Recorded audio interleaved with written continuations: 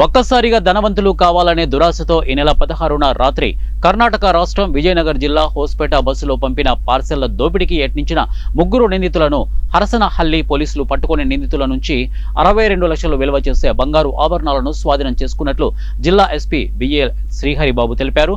బుధవారం ఆయన తన కార్యాలయంలో విలేకరులతో మాట్లాడుతూ వివరాలు అందజేశారు. ఇక విజయపుర ప్రాంతంలో బంగారు డిజైన్ చేసే కళాకారుల సంఖ్య తక్కువగా ఉండడంతో విజయపురలో ఉన్న బంగారు దుకాణాల యజమానులు ఆభరణాలను డిజైన్ చేసేందుకు దావణగిరికి పంపుతారు. దావణగిరిలో తయారు చేసిన బంగారు డిజైన్ ఆభరణాలను తిరిగి విజయపురకు చేరవేసే పనిని ఈ బస్సు చాలా ఏళ్లుగా చేస్తోంది. అలా తయారు చేసిన బంగారు ఆభరణాల పార్సిలను ఈ ప్రైవేట్ బస్సులో దావణగిరి నుంచి విజయపురకు పంపగా బస్సు డ్రైవరు, కండక్టర్ గతంలో ఫైనాన్స్ చేసిన నిత్యానంద అనే వ్యక్తితో చేతులు కలిపి ఈ మోసానికి పాల్పడ్డారని తెలిపారు. మరుసటి రోజు ఉదయం బంగారు ఆభరణాల పార్సిల్ తీసుకున్న నలుగురిలో ఒకరు పోలీసులకు ఫిర్యాదు చేశారని తెలిపారు. ఇక ర్యాపిడ్ ఆపరేషన్ ద్వారా 24 గంటల్లోనే నిందితులను పట్టుకోగలిగామని, నిందితుల నుంచి బంగారు ఆభరణాలను స్వాధీనపరుచుకున్నారని తెలిపారు.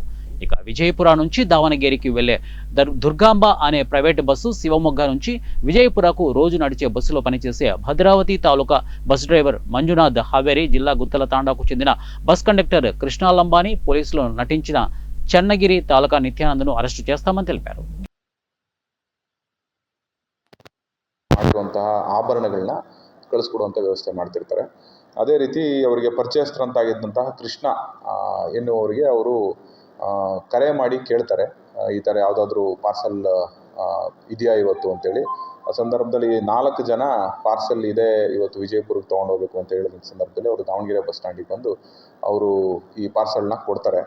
ಅದನ್ನು ತಗೊಂಡು ಅವ್ರು ಹೋಗುವಂಥ ಸಂದರ್ಭದಲ್ಲಿ ತೆಲಗಿ ದಾಟಿದ ನಂತರ ಅವ್ರಿಗೆ ಇಬ್ಬರು ರಸ್ತೆಯಲ್ಲಿ ಕೈ ತೋರಿಸಿ ಬಸ್ನಲ್ಲಿ ಇದನ್ನು ಕೇಳ್ತಾರೆ, ಬಸ್ನ ನಿಲ್ಲಿಸಲಿಕ್ಕೆ. ಸೊ ಅವ್ರು ನಿಲ್ಲಿಸ್ಕೊಂಡು ಮತ್ತೆ ಅವ್ರನ್ನ ಬಸ್ನ ಹತ್ತಿಸ್ಕೊಂಡಂಥ ಸಂದರ್ಭದಲ್ಲಿ ಅವರು ಪೊಲೀಸ್ ಅಂತೇಳಿ ಬಿಂಬಿಸ್ಕೊತಾರೆ. ಬಟ್ ಆ್ಯಕ್ಚುಲಿ ಅವರು ಪೊಲೀಸ್ ಆಗಿರಲ್ಲ.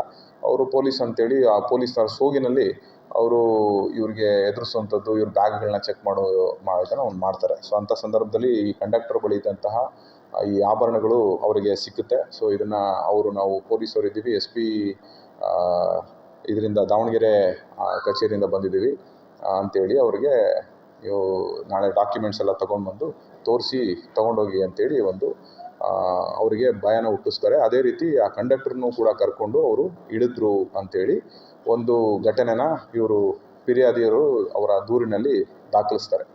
ಇದಾದ ನಂತರ ನಾವು ತನಿಖೆಯನ್ನು ಕೂಡಲೇ ಪ್ರಾರಂಭ ಮಾಡಿ ಇದಕ್ಕೋಸ್ಕರ DYSP ಹರಪನಹಳ್ಳಿ, CPI ಹರಪನಹಳ್ಳಿ, ಅದೇ ರೀತಿ